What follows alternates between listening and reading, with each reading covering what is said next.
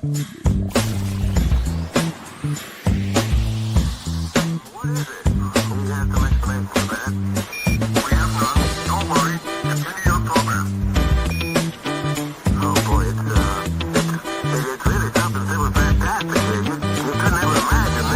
to Planet Pluto.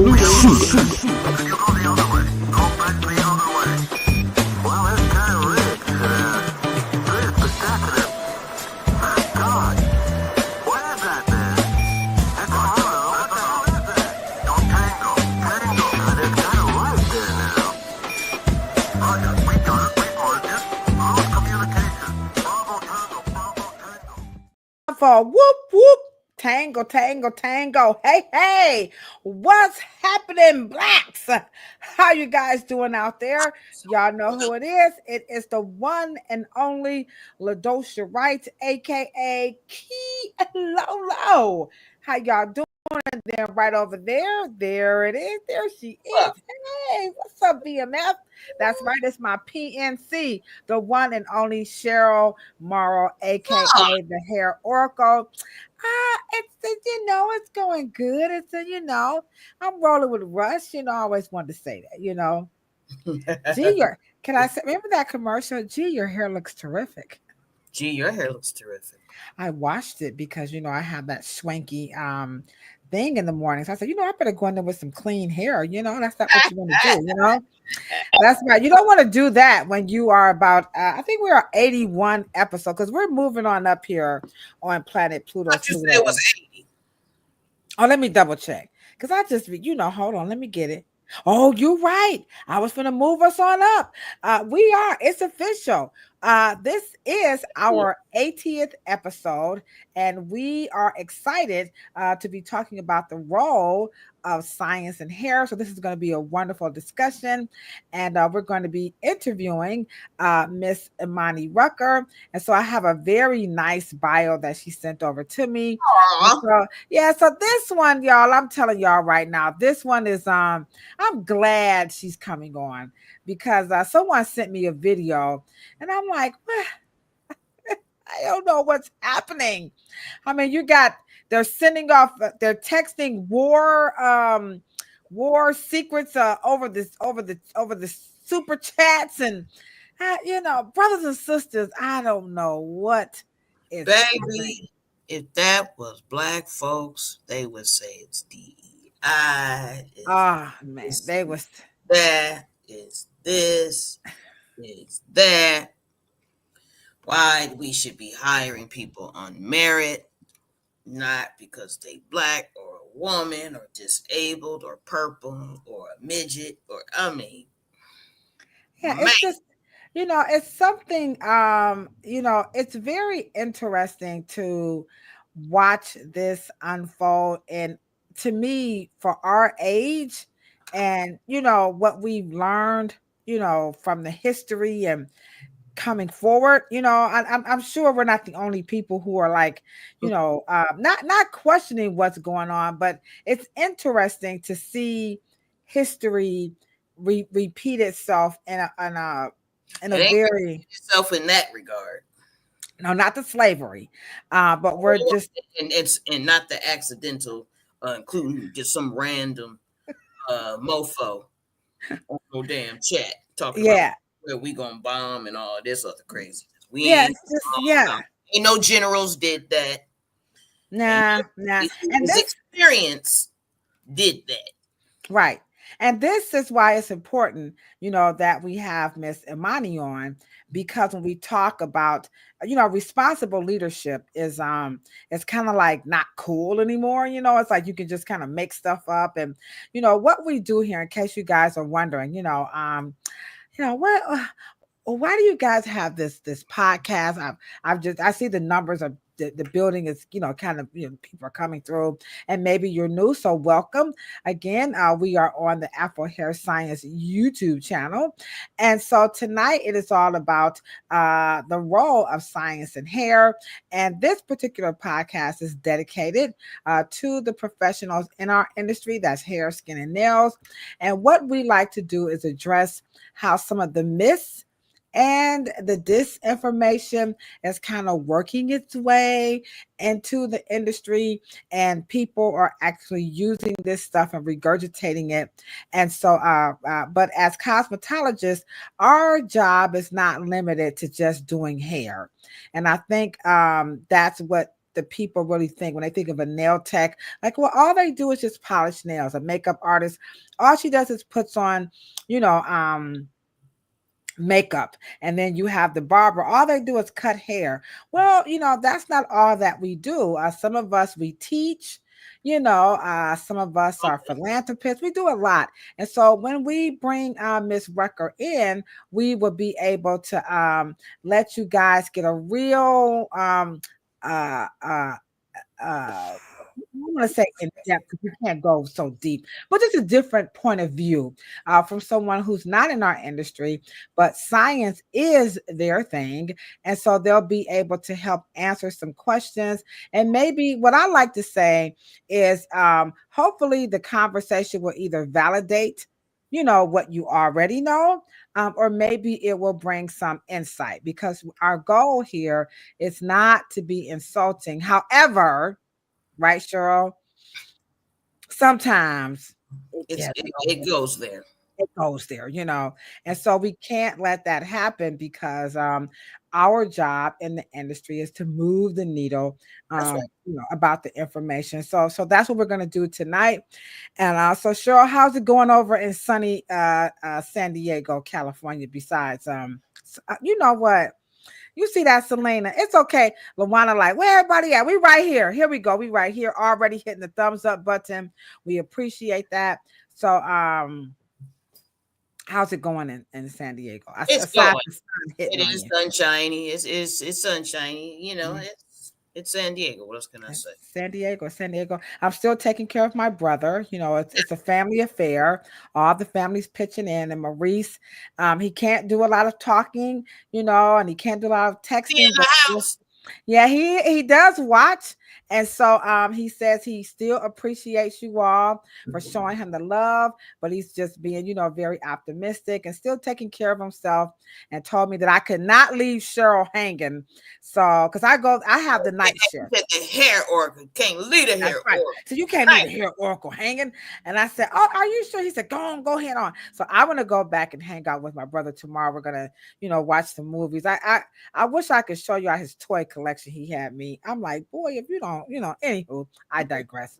Anywho, thank you guys for looking out for my brother. So where are you guys ready? Thank you, Lawana. Maurice really, really appreciates that. And we need all the prayers we can get because there ain't nothing worse than just being so sick, where you just can't talk and your appetite's like, ugh. But you still could boss your sister around. You know what I'm saying? Get your ass in there. You better get in there. What's up, BFF? I see you. Thank you so much, Monica. We appreciate that. What's We up, just Monica? Yeah, we really need that. So we got Atlanta's in the house. So welcome everybody on Facebook. And then of course right here on YouTube. And then we have Twitch.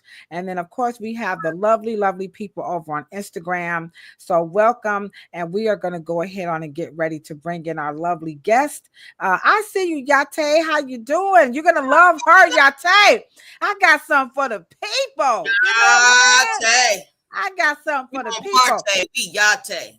I tell you, you're gonna love this. Now we do like to share resources, so y'all go ahead on and take down some good notes and everything. But right quick before I bring Ms. Imani Rucker in, I just wanted to remind you guys, in case you're not aware, that we do have the fête du jour. That's Fridge for Day Party. It's happening for people in our industry this Sunday, March the 30th. And we're going to be over at Urban Cuts. That's over in Lorraine here in Cleveland, Ohio. If you're in Akron, just come on and drive on up, down to Columbus. And that's at Urban Cuts Barbershop. And that's the famous Waverly Willis. So we're going to be over there just, chilling the most, listen to some music, just having a good time. And, the salon too. And we're going to recognize two wonderful people, of course. And that's the lovely Miss Shireen Fountain. And you can check her out over on Facebook. And then we have Mook. He's the owner of Diamond Italian Cuts Barbershop down Wow. on Superior and Cleveland. So these lovely people have been in business for quite some time. So Waverly and I and all of our, the people in the industry, we want to recognize them. We want to give folks their flowers. That's So right. that's what's happening. And then last but not least, a shameless plug is the eve of the Women Who Inspire. So that's Right. why my hair is combed, Selena. Do you see that, LB? I got my hair combed because tomorrow morning we're going to be having breakfast with these three lovely women and a host of wonderful people from the greater Cleveland area on behalf of Dress for Success Cleveland. The event is pretty much sold out. How's that? So this is all about women who inspire. So a little recognition. So I just a little shameless plug and to let you guys know that this is just a part of our job as cosmetologists, and this is why we're going to have Miss Rucker come in and get ready to acknowledge me. Amen. What's up, Ali? Oh, we got some new cousins in the chat. I love this. Okay. Don't forget, hit the thumbs up button. Okay, because when Weekday comes in, she's going to be asking you guys to do that. And if you are new, please subscribe to the channel. Our goal is to reach 3,000 people. We're doing this authentically, right, Cheryl? Organically, too. Organically. Are you getting paid? Somebody paying you to do this podcast? I wish. Mm. Maybe that's our graduation. Maybe that's our graduation. All right. Okay, so let's get ready. Okay, guys, are you guys ready to meet the future? Now, we always bringing in old people. Well, we had Sabrina on there, and then we had the young lady from La Barberia. So it's time to bring in some younger flavor. All right, and so this young lady is she is dear to my heart. She's my friend, she's my little sweetheart, my daughter, my little sister, she's everything.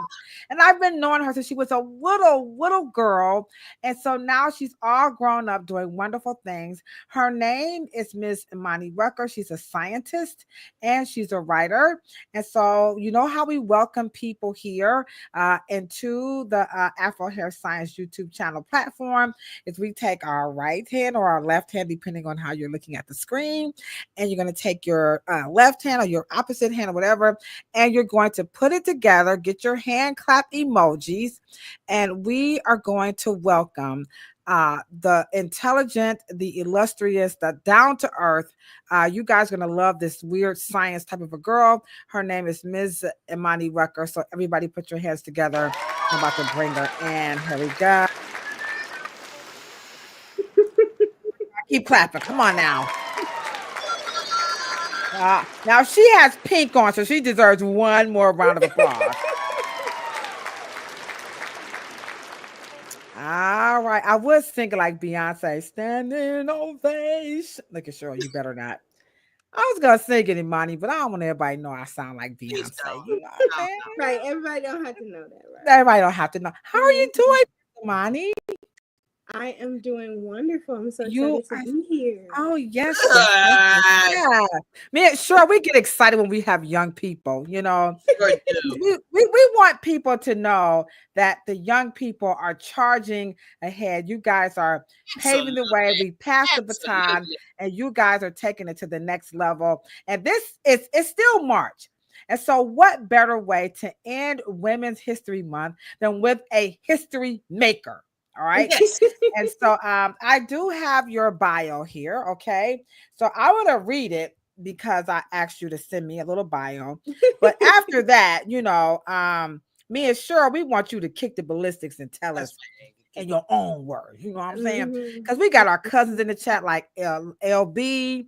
We got Yate, which, by the way, don't forget, check her out every Sunday at 8 o'clock over on Real Roots. And then we have Selena, and we have our family over on Instagram, Twitch, and, of course, Facebook. Okay? So let me just read it to you guys. Here we go.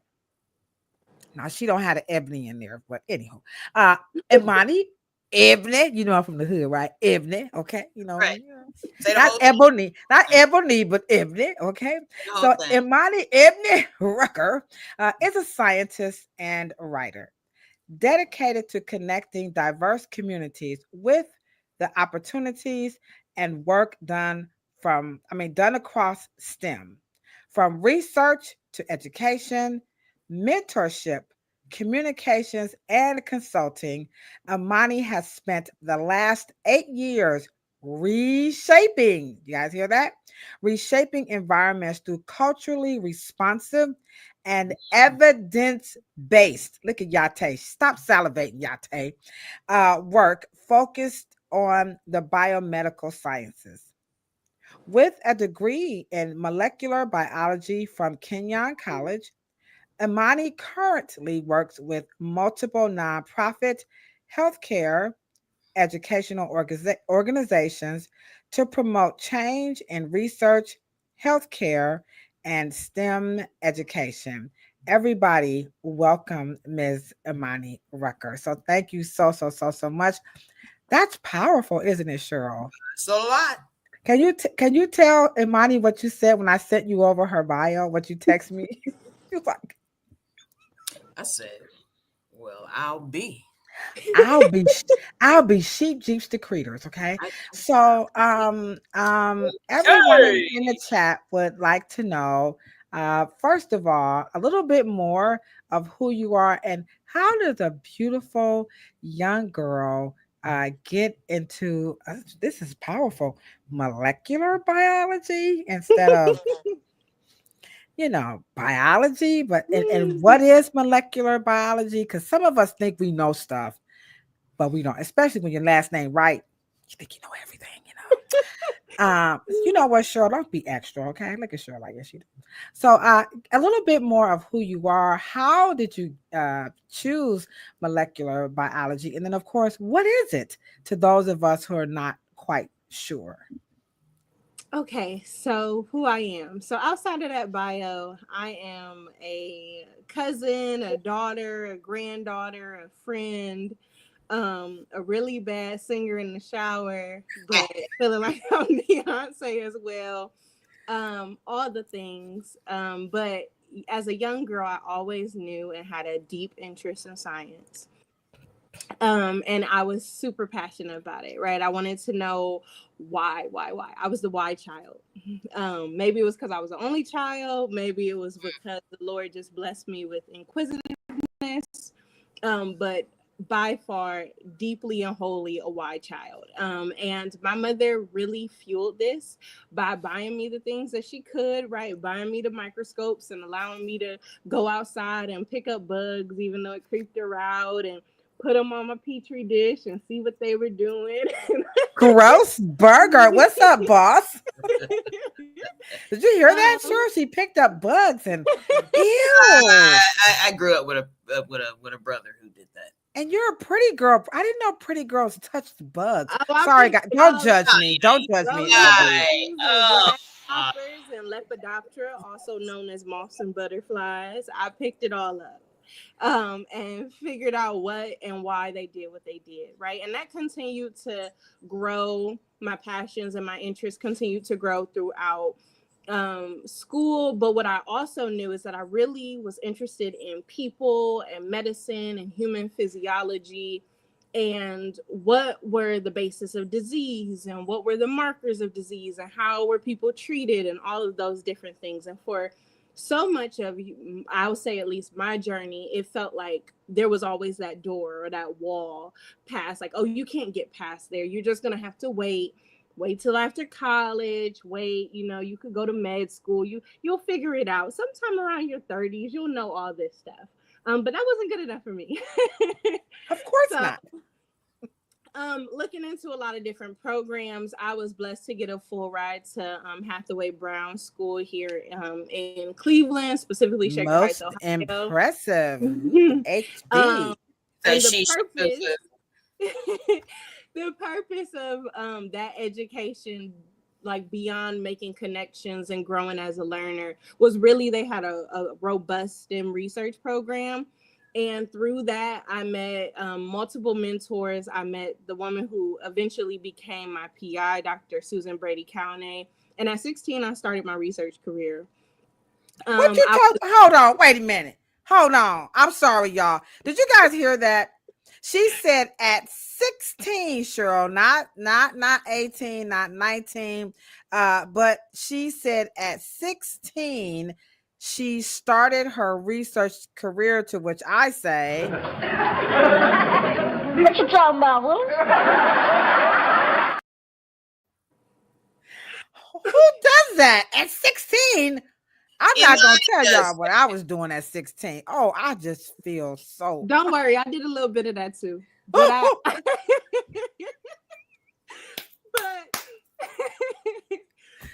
Okay. Well, I don't feel bad, but you at 16 you started some research. So at 16, a lot of students, right, in that program are trying to fill out what they want to do. And when I met Dr. Brady Kaune, even though she swore up and down, she was not taking anybody who was not postdoctoral. So nobody who wasn't past their PhD or their MD or something. I begged her. I wrote her a long paper. I saw a book behind her. Found the first chapter of that book. Took me about 2 months to get through it because I was 16 and I didn't know a single thing about neurobiology at that time. But got through it in about 2 months, wrote her a paper, and she let me in her lab. And that started my career. So I spent the... Now that is courage. Absolutely. Courage on fire. And this is why, thank you so much. That's right, guys. You got these folks hitting these heart buttons, okay? Are these type of people we need to bring on to get you guys to hit the heart button? Then Imani, you'll be coming back every week, okay? No, that's very very impressive and very mighty, because that takes a lot of tenacity at such a very young age, to make a bold move, to go and get the book, do the research. And these are the types of things that we want you guys to be encouraged to do, especially those of you who work in the industry and you feel like you just don't have it all. Here's a young girl who's telling you at 16, she took the bold move and said, I'm going to go for it. And guess what? She was accepted to be able to do some research. So that was very, very powerful. So why microbiology, and what is it, and all that other fancy stuff? So that my first set of research, specifically, I looked at like creating a 3D model. I ended up creating a 3D model for brain cancer, a type of brain cancer, not all brain cancer, just a type. I want a do-over. So that first set of research really inspired me to know and dig a little bit deeper into what science means, what biology means.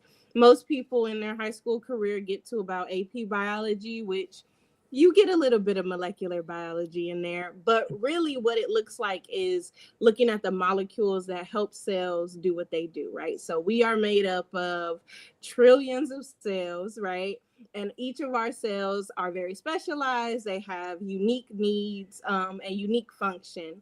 And so looking specifically at DNA, RNA, protein, different molecular structure, really looking at the 4 major biomolecules, so lipids or fats, carbohydrates, aka sugars, protein. Carbohydrates, that's my middle name. Anyway. And she ain't talking about burgers. She ain't talking about French fries. I'm from the projects. Y'all leave me alone. Keep going. I'm sorry. Nucleic acids, also known as our DNA and RNA, right?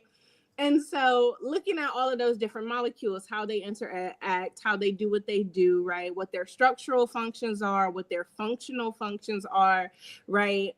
Everything from, I tell people all the time, everything from your hair color to your eye color to your stress response, right, is usually fueled by or in some way dictated by some type of molecular pathway that really focuses on proteins and like how they cascade, how they interact. And so really molecular biology deals within the cell on a smaller scale.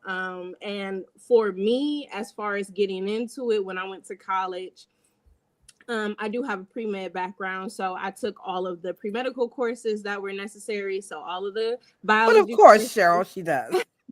all of the chemistry courses. So that I always say molecular biology, aka biochemistry, right? It's that interdisciplinary section that sits between biology and chemistry, and really usually focused in on, or at least my focus in on, is the human aspect, so biomedical aspect. Wow. Well, that was a mouthful. Cheryl said hit that clap, but I see you, Cheryl. Cheryl, like, give this lady a round of applause. Y'all come on and put those hand clap emojis in the chat because that truly is impressive. All right, so we're going to go ahead on now. If you guys have questions now, feel free to drop them in the chat, and we're going to go ahead on and hop right into the topic. I'm with you, Real. Oh, hold on, I saw this, Real Rules. I'm sorry. I said at 16, I ain't gonna tell you what I was doing. Here go Yate. I was playing ball. So what, Yate? You know what I'm saying? It's okay. She said it's okay. Okay. But I could do some wonderful things. All right. So yes, very intelligent. There you go. All right. Okay. So let's get right into it. I'm going to play this video, and we're going to use this video to set the tone for the role of that science. Role of science and hair. So let's play this, and then we're going to talk about just answering that question, Imani, exactly what is the role, or does it, or all that other good stuff. So here we come. Let's get this first video going. Here we go. The role of science and hair can be very, very interesting. It can also be quite complex when we consider, number one, the structure of the hair. Let's not forget the growth cycle. A lot of people are like, oh, I want some hair as long as this. Also, what about the condition of the hair? When you alter it, or you put heat on it, or you add chemicals, or you braid it, you stretch it, whatever. All of these things really put the focus on the role of science and hair into perspective. So let's welcome Imani Rucker. She's going to help us understand a lot more about the role of science and hair. Goodness. In case you're wondering, whose hair is that? It's Imani's hair. It ain't my hair, that's for sure. And so we're gonna hit on those three points. Of course, the structure of the hair, growth, because oh my gosh, a little bit about that scalp, because I'll show you a video. I already done work Cheryl's nerve with it.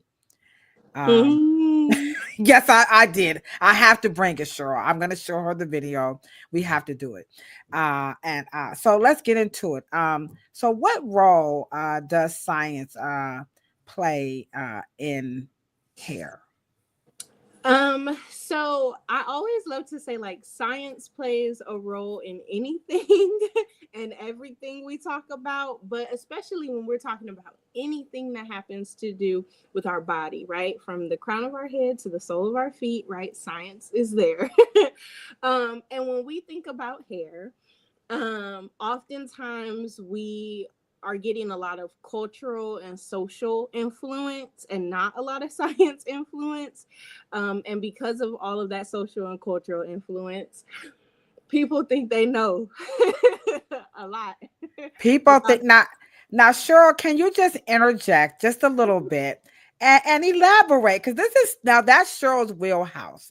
Because in our industry, for some reason, the culture is I just don't. So sure, elaborate on your opinion about why is it that when it comes to hair, and I don't want to just pick on Black folk, okay?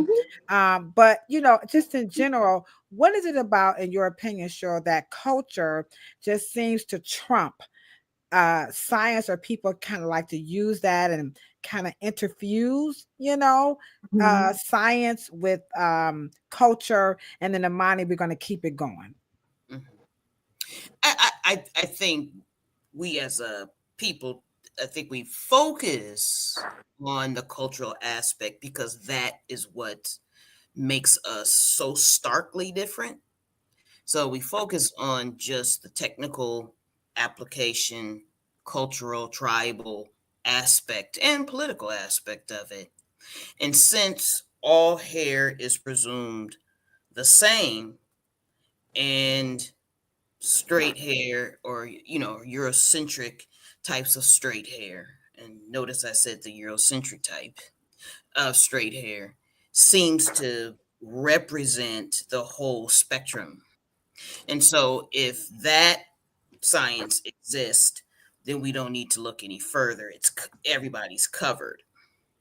And so because our experiences in society are different, we just decide to focus on the cultural aspect because that's the only lane we have. I think that Mm-hmm.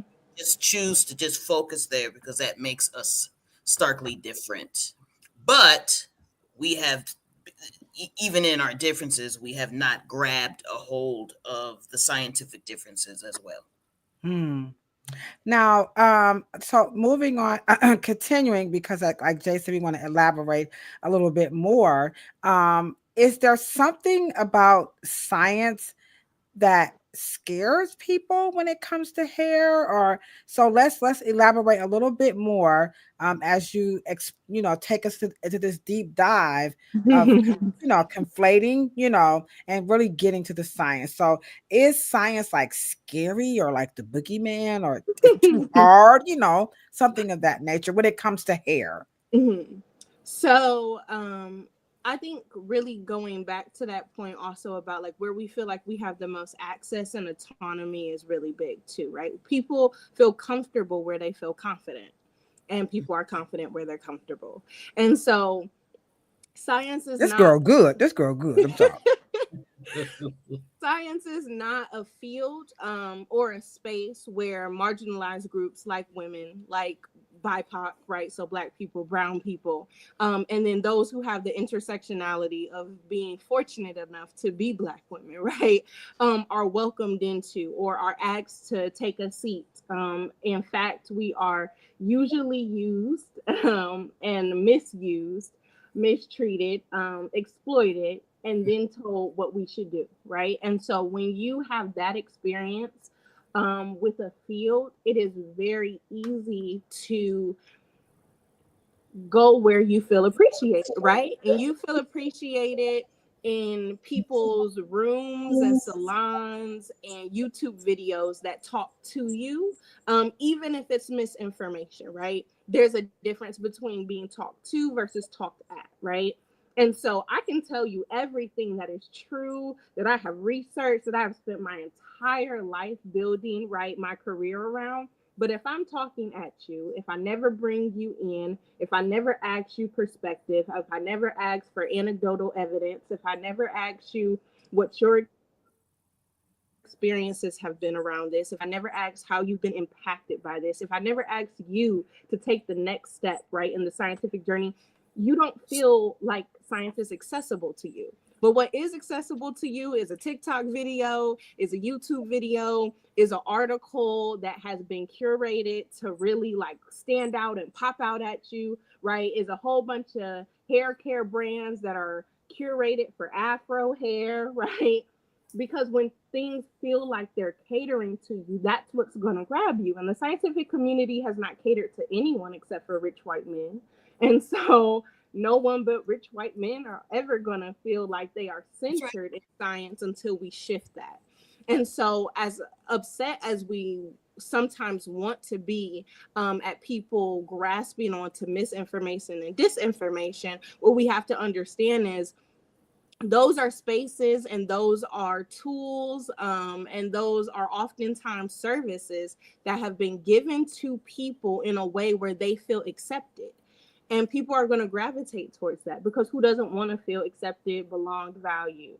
And then just the simple fact is, I don't think that science is scary, but the history, the traumatic history of exploitation within science is very scary, especially Wow. for marginalized groups, right? And Right. so if we think about the ways in which people's bodies have been actually used to fuel science, right? The Black body is actually the core of science, even though it's not who science is centered around, right?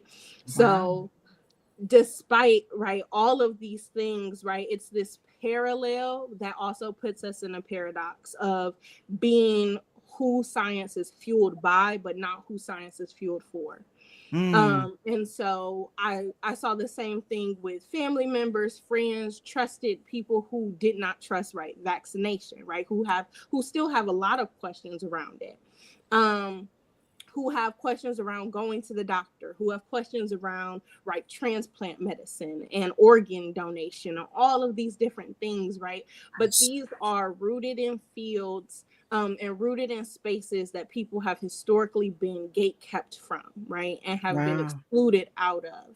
And so we can't be mad when people say, I don't trust you, but I trust this person over here who speaks my language, who puts a face of a Black woman with an Afro on top of their product, who says it's made for me and made by people who look like me, even if it's not true, because it's catering to me and like the heart of being in conversation with people, of being in community. Wow. That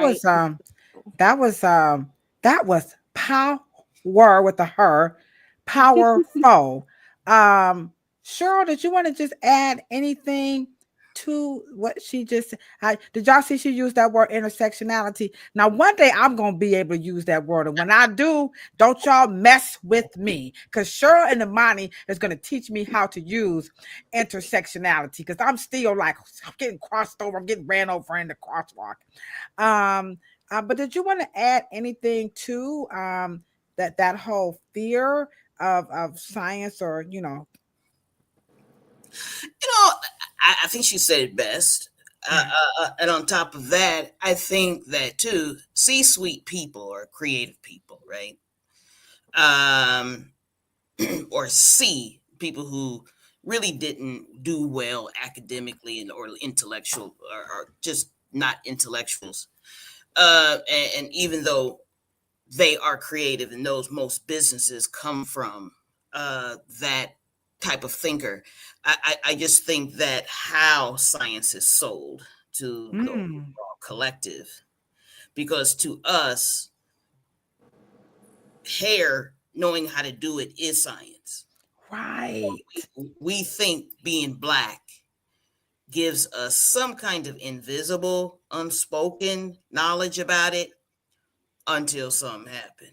And then I think that's the intersectionality that she's talking about. So what? You use that word again. They're disconnected, because that belongs to a world of cultural people that don't look like us. But then experience and the cultural styling and hairstyles and all that does belong. But that is not enough. We have got to connect the dots. And so those authority and those are more knowledge, those who can put those together, well, we just got to get more of them. And so, and and I think that we've accomplished that just dermatological. I think dermatology is pretty filled with Black women and Black men at this point, but I think that we need to step it up a bit. All right. Okay.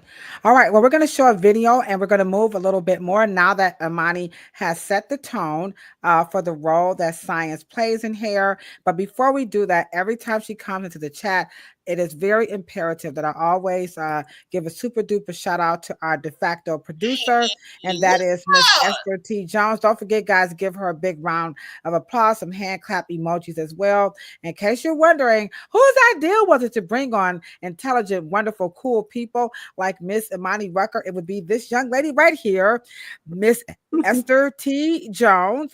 You can find her right here on YouTube or Instagram. So Esther, this is really working out better. Every time I see you, I just want to say how much we appreciate you. So Imani, that's how we were able to, it's our de facto producer who said, that podcast is good. But if y'all have other people on there, y'all might really be on to something. So thank you again. always thank you, Esther. We will never, ever forget that. So now let's move this video on. And it's funny because that you would say that. Now, Imani has no idea that I was going to pick these videos. And it just so happened that the next video is a perfect segue into what she just talked about when it comes to culture and using science or not using science. So, but here's the thing, Imani. Even though you did point out that science is this whole white man's world and it's not always inviting to people, so on and so forth. But people love to Google it. They don't want to go because I don't need to go to Kenyon University when I could go to, hold on, I got something for sure. I know she ain't think I was gonna have it. Watch this, y'all. Bam! Right, come on now, y'all. Give me a round of applause for that one right there. I don't need to go to your college. I can go to Google University. So here's a young lady here who is a molecular biologist. And so this is her take on hair. Now, again, we're talking about the content of the information, not the person. Because we've been told that we're a little too terse. So we want to make it clear. We're going to be terse, but we ain't talking about the person, just the info. All right, so here she goes. This woman here says, you can't spar with her with your Googling self. So here we go. Google University versus a university. And oh, wait. And also the person was saying that, hair growth doesn't, it's merely genetic and there's nothing you can do to increase it, which is not true, right? Just because there are studies done, actually. They said they did a Google search. I went to school for molecular and cell biology, okay? When you go to school for molecular and cell biology, that is not a degree they just hand to you. You have to understand how to research, okay? The person said they did a Google search, and Google said that, oh, your hair cannot grow past, you can't, there's nothing you can do. You cannot compare Google search to researching on National Center for Biotechnology information articles. You can't compare that. Like, I am telling you based off of the available research and hypotheses based on the theory, which is 2 hours of scalp massaging a day will transform your hair. And I am testing that. And I saw in just 3 weeks of overall 5 weeks of doing it, 1.5 to 2 inches of growth within 3 weeks, a huge difference. And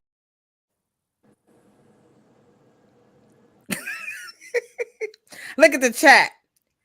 Now, I don't look at sure. Don't be looking down, leaving it on me. I'm just gonna go kilo low on it, okay? We're talking about responsible leadership. So she's making some good points, but I'm just gonna point out where I'm concerned, and you can help us out when it comes to the role of science and hair. That's what this podcast is about.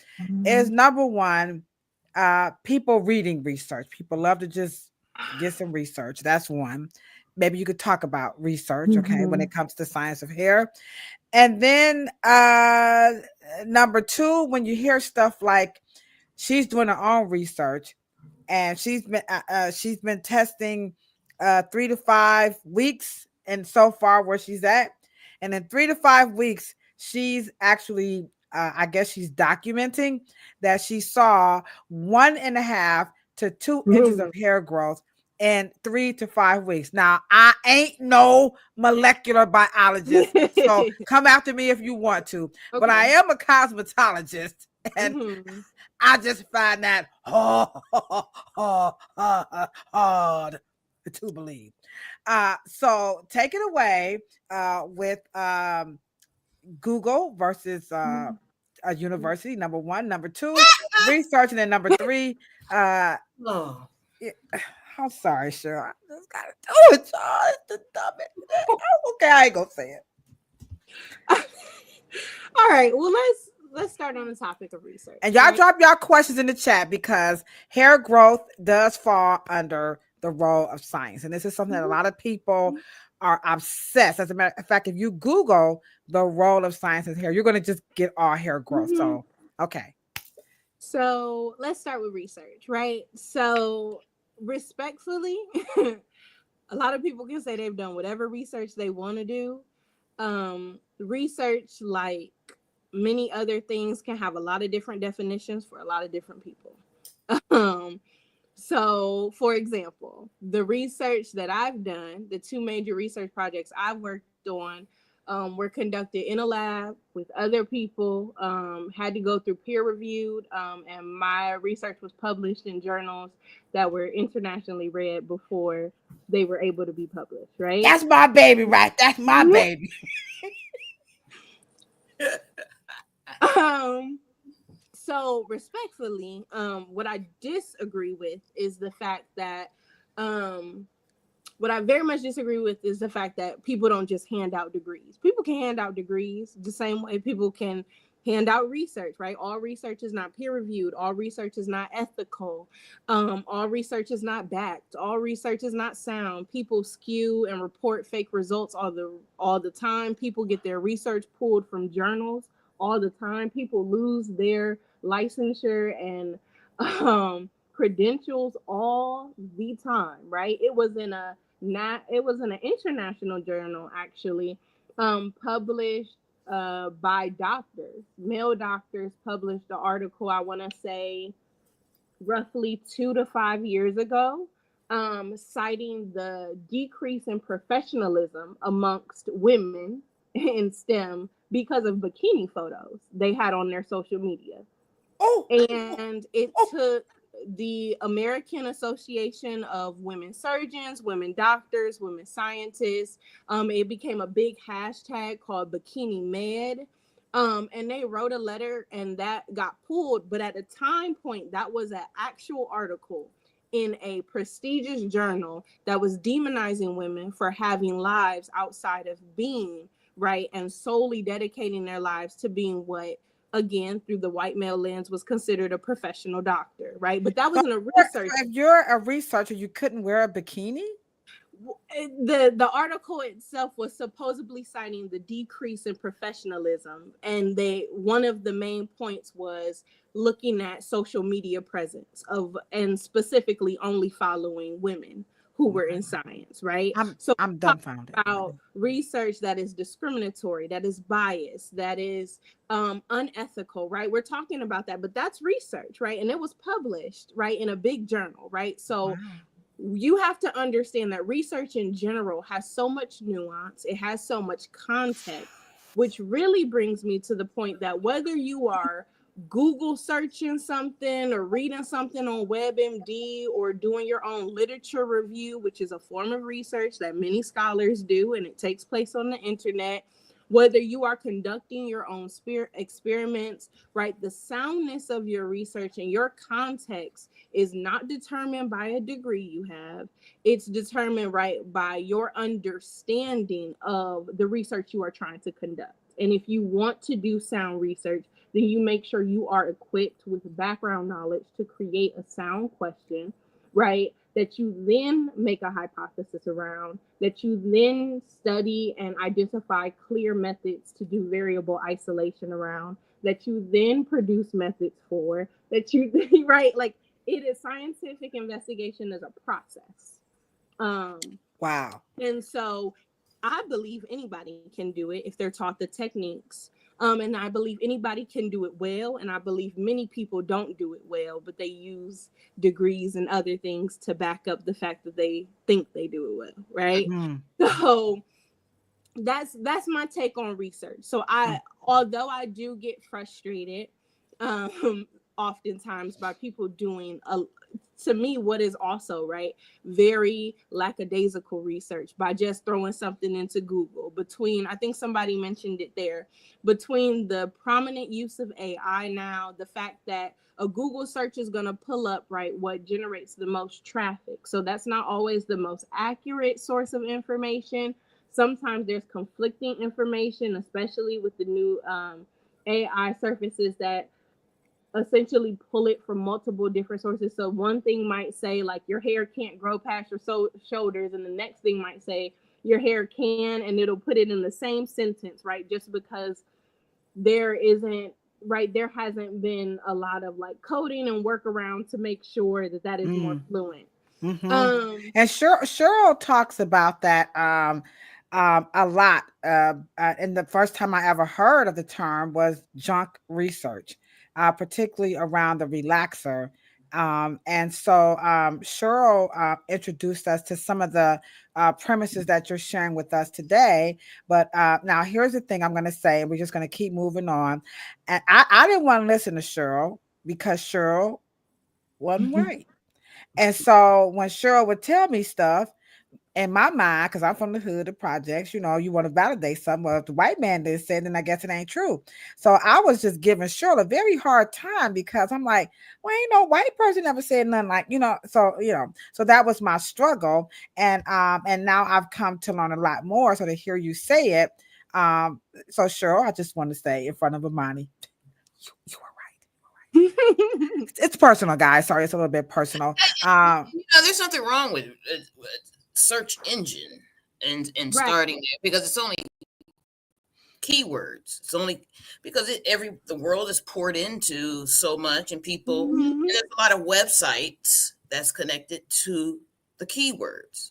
So therefore, you can build your bibliography, but you have to follow those sources. Once you do make heads or tails of those sources, and then you find the source and the author of another source, and then you go down and you start finding the origins of these things, and then you make your makes heads of tails, and then after a while, your algorithm is going to look like what you've searched. But the key here is to do the bibliography, the articles and the sources. Do Very much those so. types of comparisons, and then you start reading that another author of an article got it from another author of another book they read, and so you're doing some serious digging, is what you guys are saying. Right, very much so. What Cheryl is speaking to is the fact that people don't have information literacy. So without that, you don't fully understand how to analyze what you're seeing, right? You don't know how to critique it. You don't know how to break it down. You don't know how to synthesize your own claims from it. And like, that's what's needed. So that's a critical reduction of thought. Right. Oh, yeah. Now we hope all of you guys that are in the chat who are in the industry, we hope you're taking some good notes and you're being very inspired. And in case you have just joined us, we are 80 episodes in. We're talking about the role of science in hair. This is a podcast discussion with Miss Imani Rucker, who is a scientist, and she's also a writer. And her area of expertise is molecular biology and, of course, education and STEM. So you're doing a great job. So now let's get on to the second part of that video, which everybody wants to know is hair growth. Okay. So she mentioned that she was doing her own research, and in 3 to 5 weeks, she was able to pretty much, I don't know that she said she observed it, but let's just say document, for lack of better words. Said she observed some hair growth. Yeah, from 1.5 to 2 inches in 3 to 5 weeks via massaging. So let's get it on out. Now, we're not saying she's all in the better, but okay, you're hearing from an actual molecular, biologist. Can you get that hair to grow 1.5 to 2 inches in 3 to 5 weeks by massaging the scalp? Cheryl, don't you say nothing. I ain't in it. That's unfortunately, unless it is a biological phenomenon, I have yet to see, not something you're seeing. All right, let me say this. Hold on. Did you heard what she just said? So, Cheryl, can I give her your hammer time right quick? Here she goes. She dropped the jaw. Here we go. Stop. Hammer time. Y'all heard that, right? She ain't seen it now. Why do people think that you can put oil and you can do this stuff in the hair? So this is where I feel like people really make a large mistake. So one, like, appreciate that she said she did her own research, but also on the lens of being like literate and critical when it comes to research, right? 3 to 5 weeks is not a study, right? One person is not a big enough sample size, right? You don't have anyone to do statistical analysis for you to see if there's actual causation versus correlation, right? You didn't tell me if in those 3 to 5 weeks, if you started drinking more water, if you started a biotin pill, right? if you stop the medication, right? If you started exercising, right? So when we think about isolating variables, I highly doubt that a scalp massage is what brought on, right, that growth, if that's the growth you saw, right? So what people usually do is they develop a hair care routine, and they're more critical, and they're more conscious of what they are not doing to their hair, and then they see more retention, So and then they believe that they're having more growth. So now, because you're like, oh, I want to see growth, now you make sure your hair is protected at night. Now you make sure you do moisturize your ends. Not right. There are actually a lot of things you're doing that you weren't doing before, and you're seeing more retention, not necessarily more growth. And so overall, like, again, not saying that that's not a study that could be done, but I would recommend that study be done across a couple of different people of different ethnicities, right? Talking about a sample size of at least 200 to 500 people. wow, Talking 200 about to 500 people. Woo! talking about making sure that they all have, right, having a good control, right? People, aka, who do absolutely no scalp massages. Everybody else would have to do the same type of routine, or you might be able to have a few different treatment groups. And then you have to do a lot of data and statistical analysis to see Woo, if there's she any making me tired. All of that. Boy, it sounds like a lot, but that's the only way you get to tell me your scalp massage just brought you 2 inches of growth. You do that and you get the results. I and could so believe sure that. is this why is this some of the deductive reasoning, or I'm sorry, I shouldn't say that, some of the requirements of what Imani just said to do that kind of a research, is that the same thing that you were talking about when it came to the relaxer that made you conclude it was junk research because they didn't have all of those variables, like she said, well, how many people had the relaxer, didn't only use the relaxer, because the research really didn't have all of those types of things, given that there are different types of researches. Is that what made you conclude that that was junk research? That's the process of why science needs to be brought into the conversation, because what you can't do is that we have to know where they're starting from, how they pick them, the various in age. There has to be a trail that we can follow that's going to get law of averages, or something that is going to be so starkly different that you can put a percentage on it, or something that divides the groups so your findings can be quite conclusive. Hmm. And they chose relaxer and not mouthwash because all the women did it the same. So for some reason, they just picked that one thing, and that's the correlation that she's talking about. It wasn't Hmm. a real scientific causation kind of research Hmm. effort.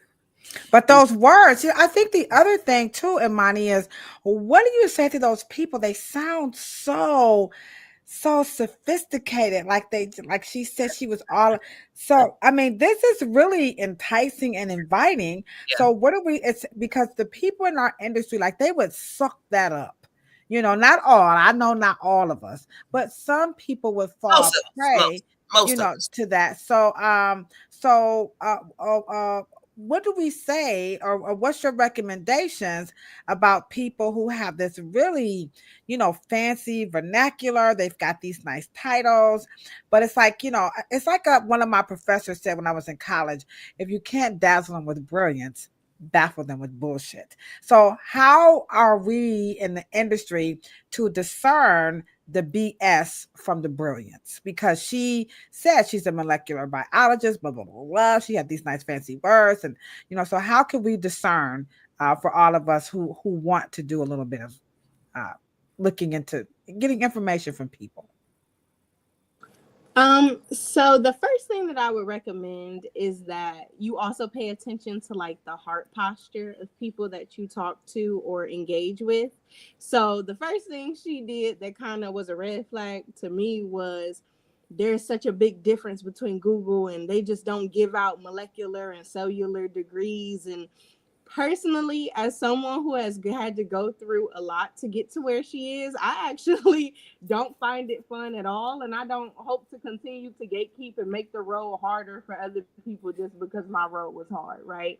I don't take pleasure in telling people all of what it took to get to where I am. I actually hope to change the pathway so more people find it acceptable. Now I gotta drop. Hold on, that's a bomb drop right there. Cheryl, can we drop the bomb? Look at Lovina was like, see, that's what my boss taught me to do right there. Did y'all hear what she just said? She don't want to gatekeep and say, well, it was hard for me. You can't be amongst it, whatever, whatever. So let me go ahead on and drop that bomb right quick. Cause that right there, that was exclusive.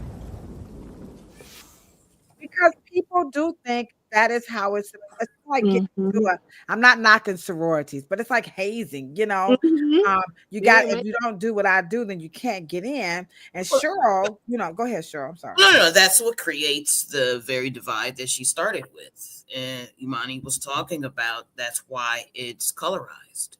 Because there's a sense of arrogance. There's a sense of accomplishment. There's a sense of rank and merit to it. And that's where we get into this school versus that school. It is it's a class caste system almost with doctor versus, you know, and dermatologists are looked upon like, you just settled for a bullshit, you know. And then there's a lot of meritocracy, as I can say, in it. And so you have, that's what, and we can't do that to each other. And this is why, a little shameless plug right quick, guys. And this is why we are doing our part per what Imani was saying. We have this Afro hair science and we don't want it to be where it's just something that a handful of people know. And so we are very excited and honored to be able to have a discussion with some people from the State Board of Cosmetology to talk about, you know, how we can broaden, you know, the scope of learning in cosmetology by introducing some more science, because now Imani is much younger than us, guys. And so she's saying right here in front of everybody, the goal is not to make this stuff, you know, exclusive for the talented, if you know what I mean, you know. It should be for everybody. So this next video here is when the science becomes a little bit more to your point of what you just said, Imani, where people have this flair of, you know, I know, anywho. So I'm going to play this video. Now, her name is Shakina. And so this is her own science about dandruff. So again, the role of science and hair podcast, and we're talking with Miss Imani Rucker. And so we want to know your take. Something. What'd you say? Something. I just want to tell Imani and you, Ladosha, I couldn't get past the pajamas. Ooh. Oh my goodness. And the stuffed animal on top of the on the bonnet. I've been already checked about them. Okay. Anywho, okay.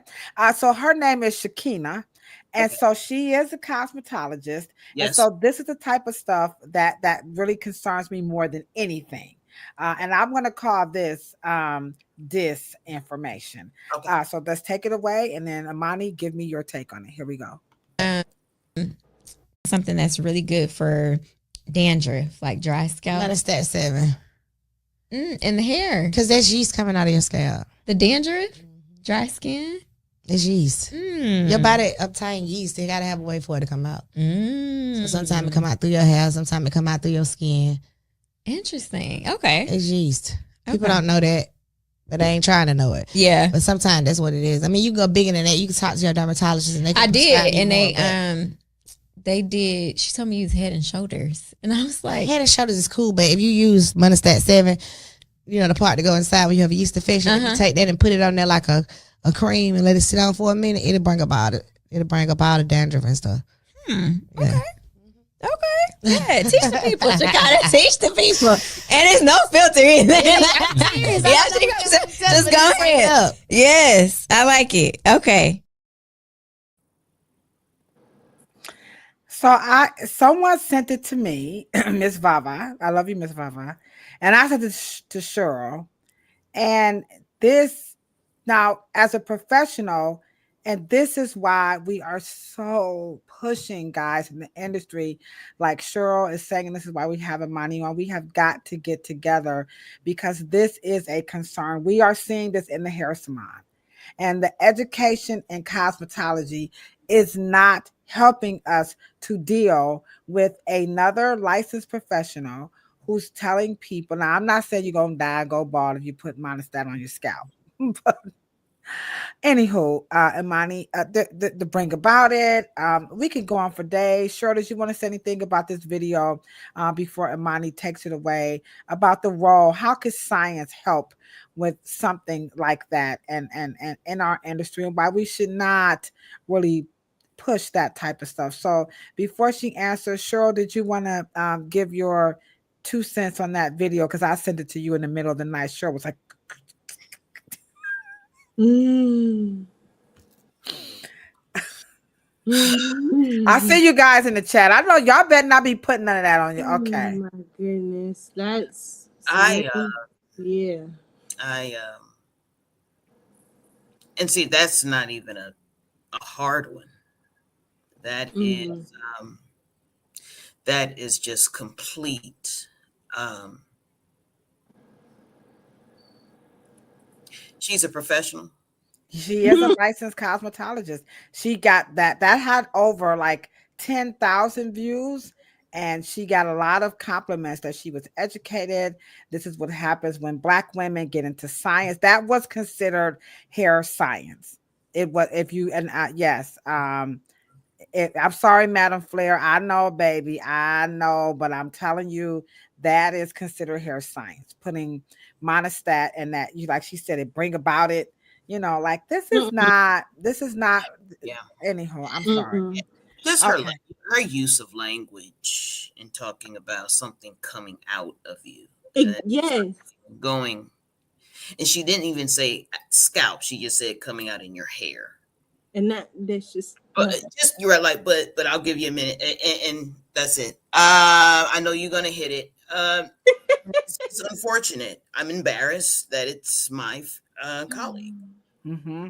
And this is why we have this particular podcast, Planet Pluto Pseudo, because and I'm not saying people in the chat, but we have to let Imani help us with this so that we can move the needle and use this role of science in hair, so that we're not saying all of what she just said. So I'm going to play it one more time, Imani, one more time so people can see it, and then you're going to go right into it, and you guys will get what Imani's about to respond to. Here we go. One more time.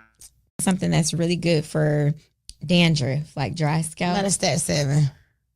In the hair. Because there's yeast coming out of your scalp. The dandruff? Dry skin? It's yeast. Your body obtain yeast. They got to have a way for it to come out. So sometimes it come out through your hair. Sometimes it come out through your skin. Interesting. Okay. It's yeast. People don't know that, but they ain't trying to know it. Yeah. But sometimes that's what it is. I mean, you can go bigger than that. You can talk to your dermatologist and they can I did. And they did. She told me use Head and Shoulders. And I was like, Head and Shoulders is cool, but if you use Monostat 7, you know, the part to go inside when you have a yeast infection, if you take that and put it on there like a cream and let it sit on for a minute, it'll bring up all the dandruff and stuff.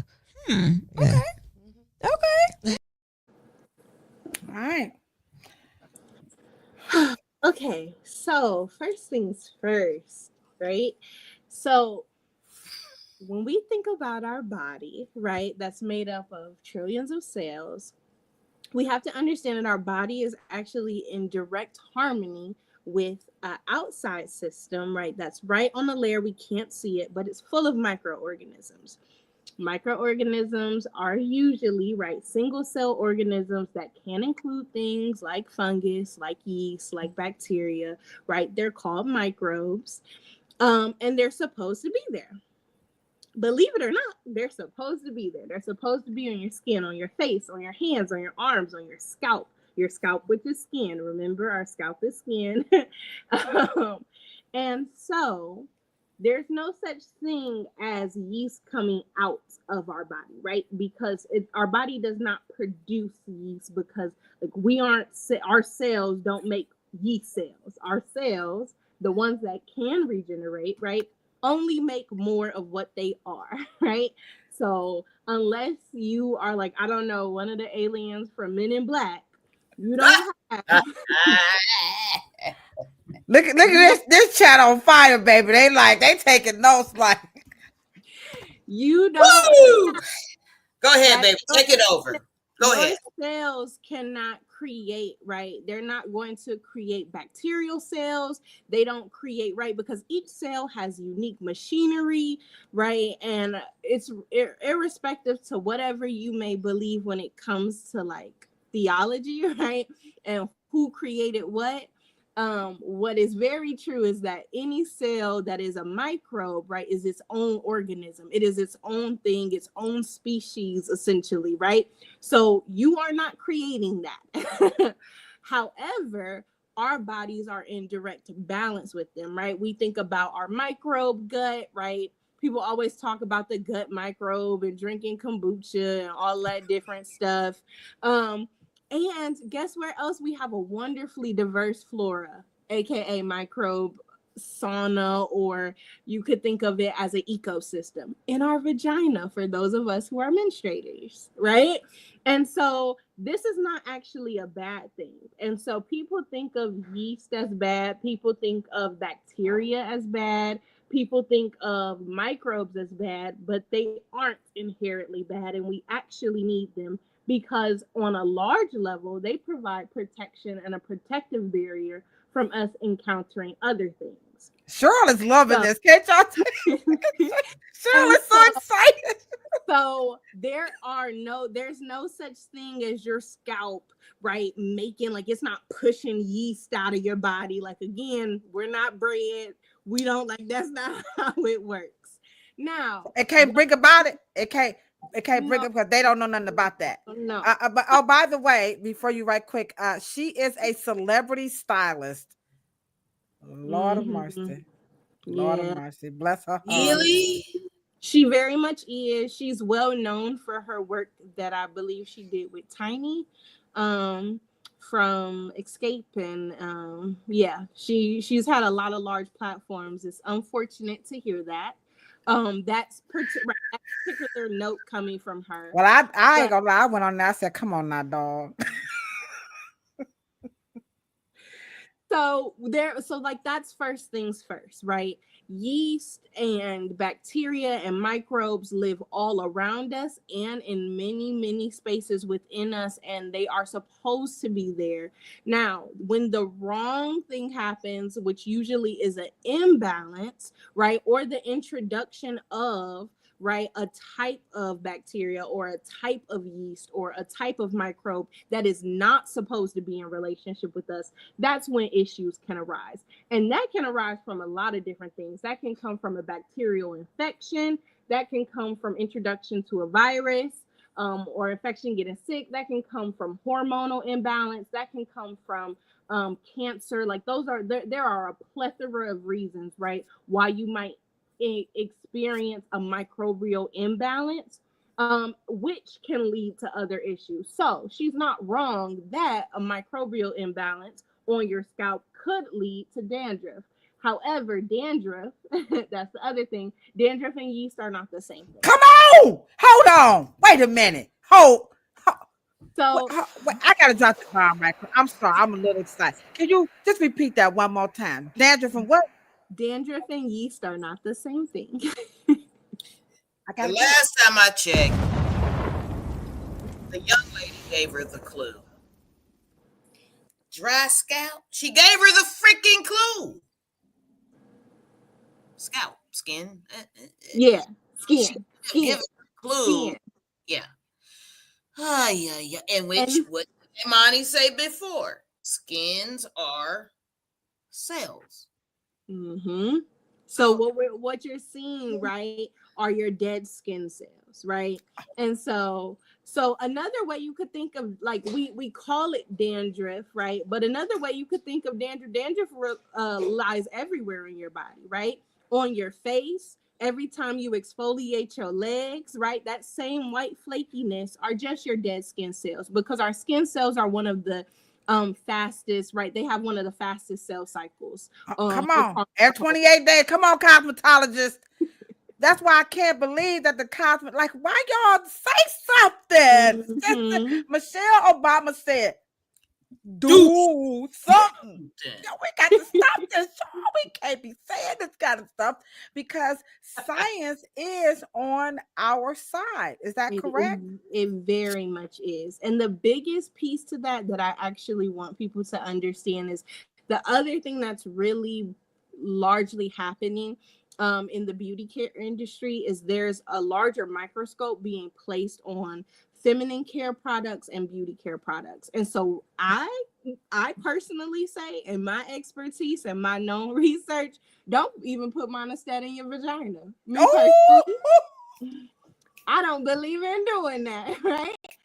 If you actually need, right, usually if you need some type of antibiotic, if you need some type of antifungal, you are going to get a prescription for it. And even sometimes then, those, right, what we find is that things are being overprescribed and people are actually finding that they have a large resistance, right? Then they end up with an antibiotic resistance. So you end up getting strep, you end up getting a serious infection, and you do need antibiotics. And because you've been using monostat and taking antibiotics every 2 months, every time you think something's off and you actually just need to stop using and drink some more water. Right? That's what I'm talking about. So we pop in antibiotics like they Tylenol, and then when you actually need antibiotics, we have an actual issue. Resistance. You have a heavy amount of resistance. And so the that's where we end up with another imbalance, because that's the thing, right? Our microbial ecosystem, they're their own organism. So they're learning and they're living.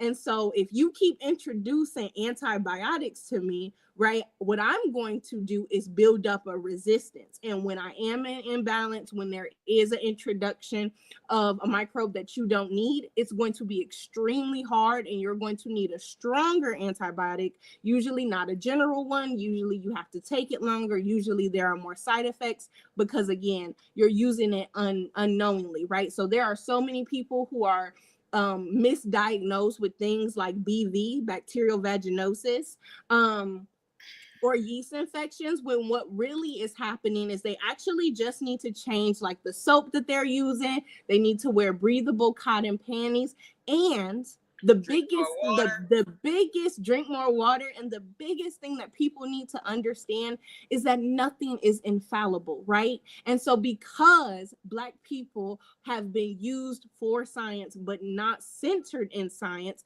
there is so much about us that we still have to do research and learn about. And women, when we talk about women, when we talk about Black people, and when we talk about that intersectionality piece, there is not enough research in biomedical research, especially around us, to even know all of the differences and diversity that lays, right, within different people. And so what we find is that, no, my vaginal flora doesn't look like someone else's vaginal flora. And it doesn't necessarily mean I have too much. I just have something different, because my baseline is my baseline. And so we actually need to know and have better metrics to say, what is actually an overgrowth of yeast? What is actually bacterial vaginosis? It doesn't just mean that it looks different. We need a better metric for it. And so all of that, if I don't want you don't put it on your scalp. Don't put it in your vagina. Like, let's slow up a little bit and learn. And let's be honest, what she is also saying, the difference between prescribed and over-the-counter, yes, is percentage of the active, which could be the antifungal. Metronidazole, that is only 1%. It may could only be 2%. You may need 15%. So therefore, hairstylists, barbers, because you guys deal with fungus as well. Nail techs deal with fungus. Yeah. Right. You need to make sure that you are your 3 specialists need to be. You can have dermatologists, fine. You can have gynecology and nutrition, or you can have an endocrinologist. And obviously, but to be able to communicate with them so you can literally understand what Imani is trying to say to you, and that is not beyond us. We can understand those terms, and we can understand lightly what she's talking about as barbers and hairstylists and natural hair providers and estheticians and nail clerks as well, because we deal with Mm-hmm. heat, Mm-hmm. moisture. Okay. And I think too, just because we've been here with this conversation, Imani, we have been Really. talking with Dr. Joy and about maintaining, and we'll hit that when Dr. Joy comes back. But we're going to talk about the health of your microbiome. Okay. Mm-hmm. All right. Essential. It's And so thank you essential. That's for It's essential. so All right. thank you This essential. for the breaking chat that. is on fire, fire, fire, fire, fire. One quick. We're gonna do one more question Mhm. and then one last video and get you out of here Adam because we know you Fire got to get to had work. Dave. But the question is, or a statement rather, is could some of that be resolved with her scalp or with regular? She says maybe that was from not shampooing her hair regularly. So so it always depends on like what the actual root cause of some, right? So that's why things are called symptoms, right?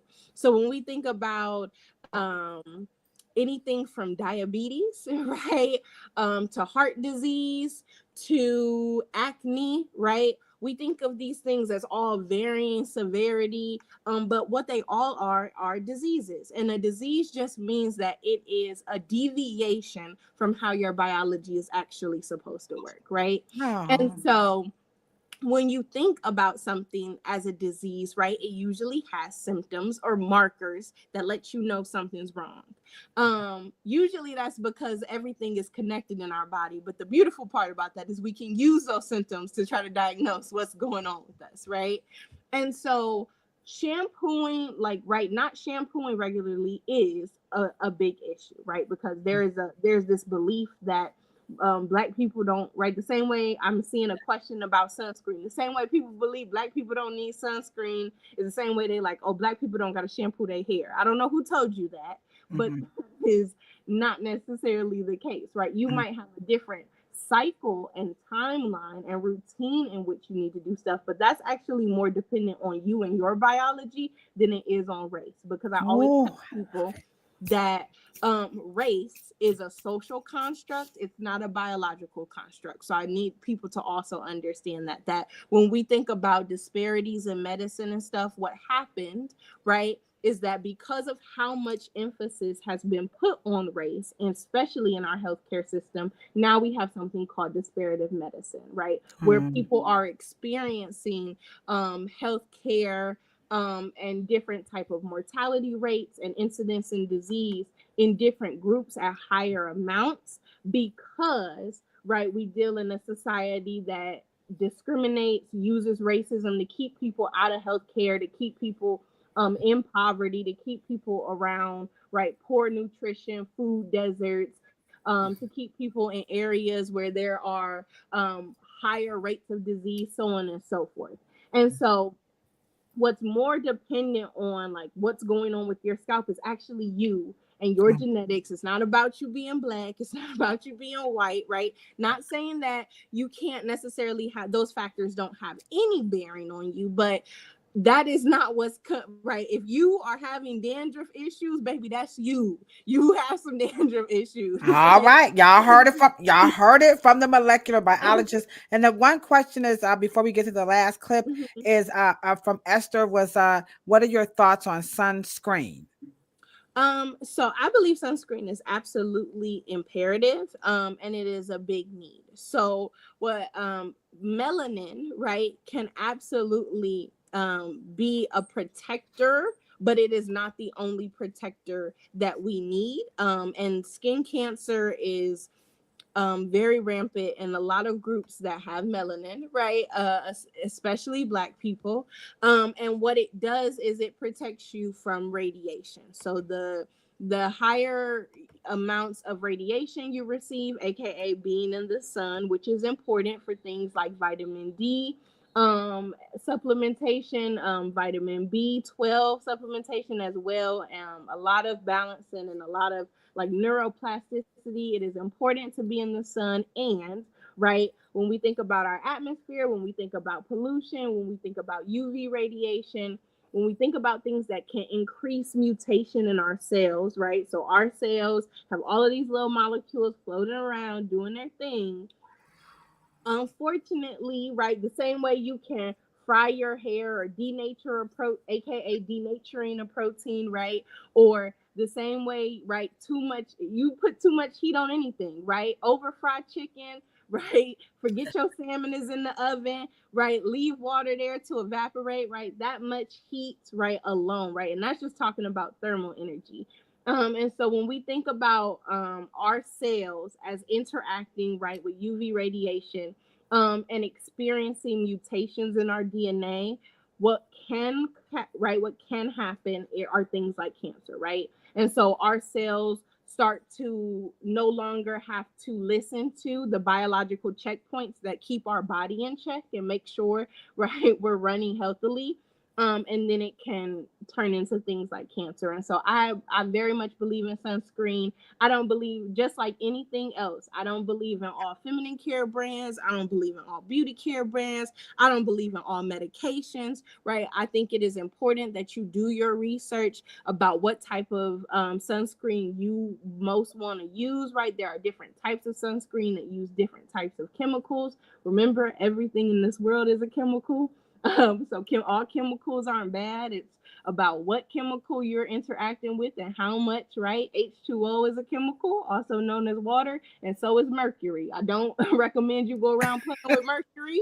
I very much recommend you drink your water. So I think that it is important for you to decide like what type of, right, because there are more like physical versus chemical forms of sunscreen, and you can decide which ones feel good for you. There are a lot of good brands out there now, but I think it's really imperative, especially in summertime. And what people oftentimes find, like if you have dark circles, if you have a lot of hyperpigmentation, right, if you have a lot of scarring, not using sunscreen and directly letting that skin, like beyond like the cancer implications. People who are always like, oh, my acne marks won't go away, or I have a C-section incision, right? And I'm out here, right, and I'm selling the world that this summer is gonna get the body that I give it.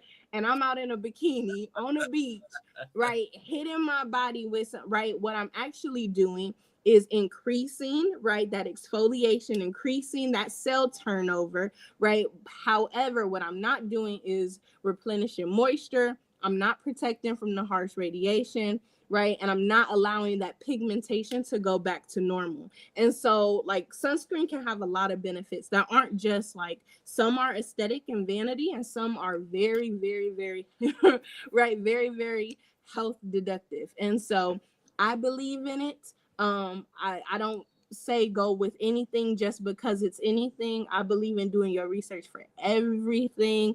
I personally use Black Girl sunscreen. I really like it as a brand. And that's that. Okay. So there you go, Esther. You got a full Monty on sunscreen and all that it can do for you. But again, you have to do a little bit of your research. And I'm sure you're learning by now that nobody is different. So as we wrap this up, I want to conclude with one of Cheryl's favorite educators and speakers of all time. That is Miss Barbara Sizemore. And this one is about education.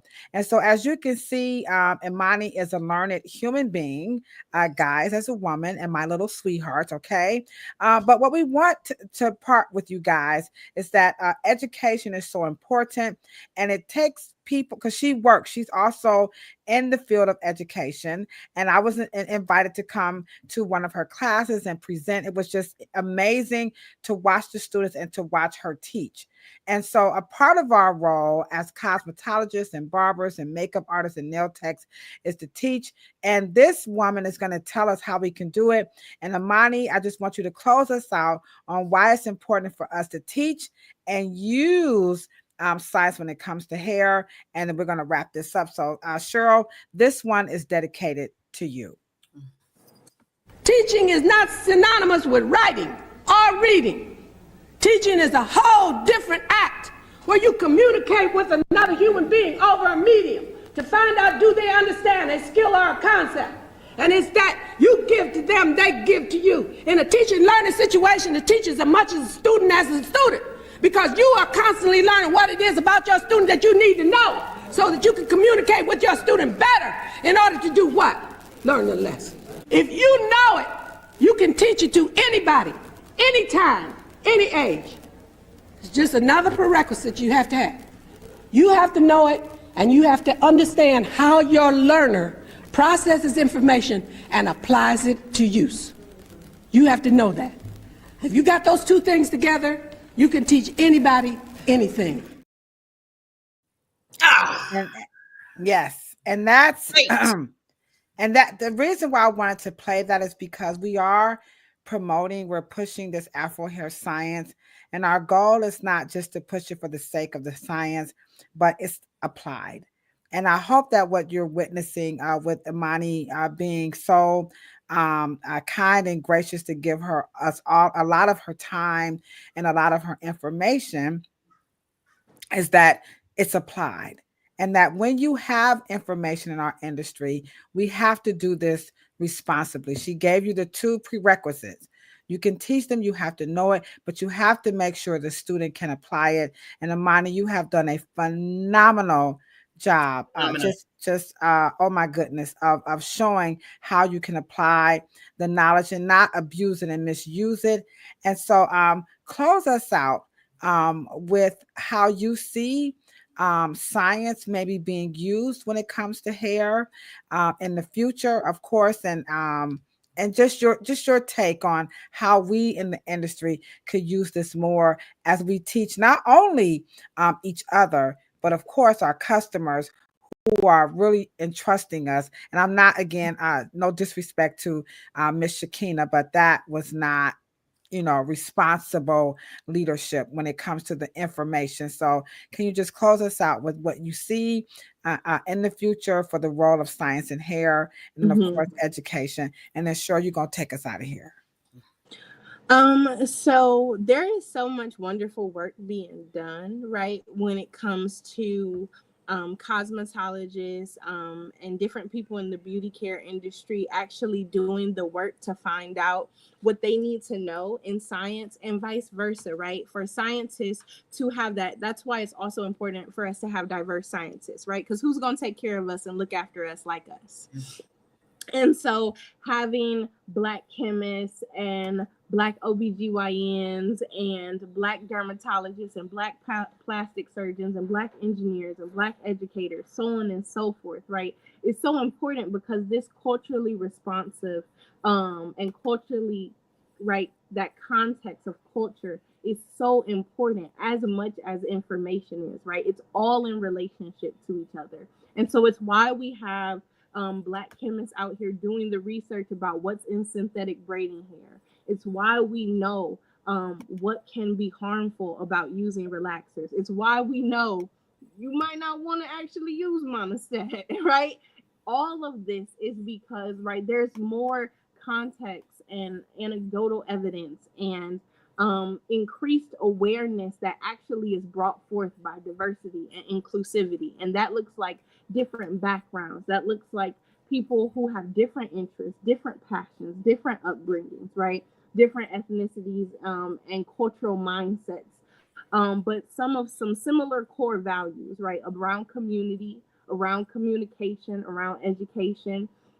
Somebody recently asked me, like, what's my pedagogy, right? So what do I believe when it comes to teaching? Like what are my core tenets? And one thing that just continually rings in my mind is the fact that education is liberation, right? And so it is holding and knowing and having knowledge. It is transfer of knowledge. It is being in community and communication with others. It is being as much the teacher as you are the learner, right? As much the student as you are the expert. It is being willing to grow, having a growth mindset and not a stunted mindset or a fixed mindset. It is knowing that like the world is constantly changing, and what is true today or what we believe to be true today may be arbitrary the next.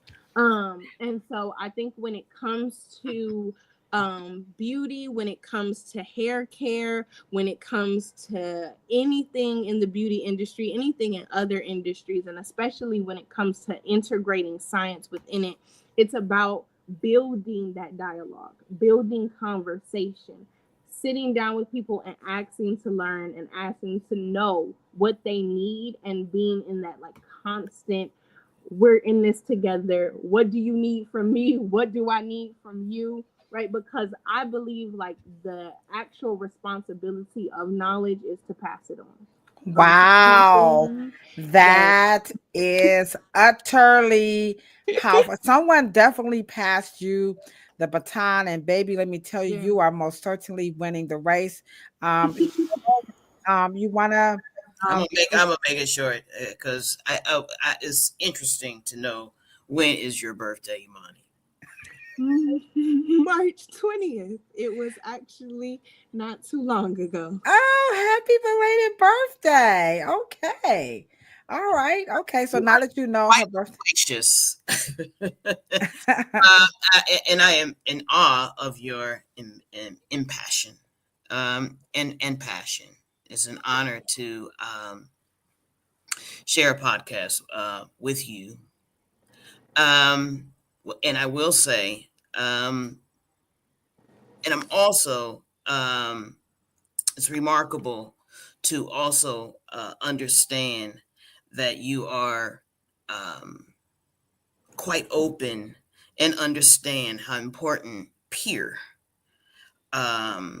reference is, because it sharpens, it holds you accountable, it holds you responsible, and it doesn't make you wrong. And that's one of the things as experts and cosmetic trichologists and hairstylists and barbers, one of the things that we can do better is to respect peer reviewed information, and as we have a conversation with each other, but most important, peer review support um, is there to have your back Mm-hmm.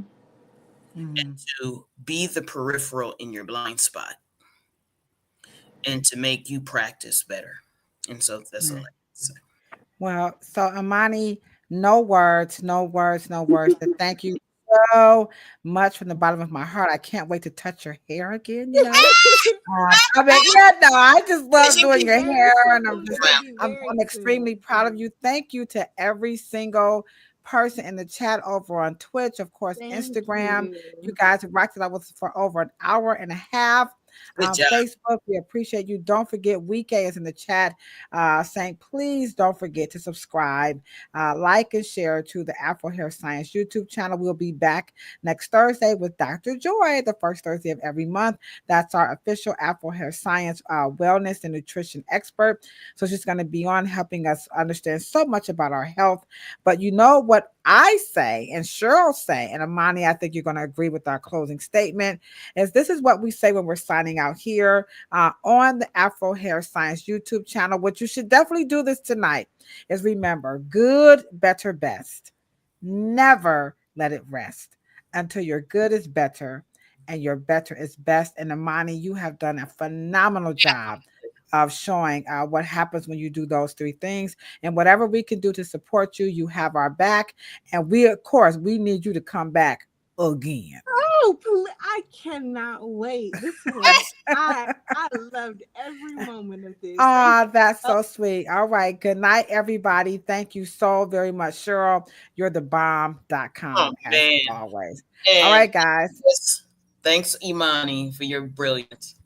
All right. Y'all have a good night. Thank you, guys.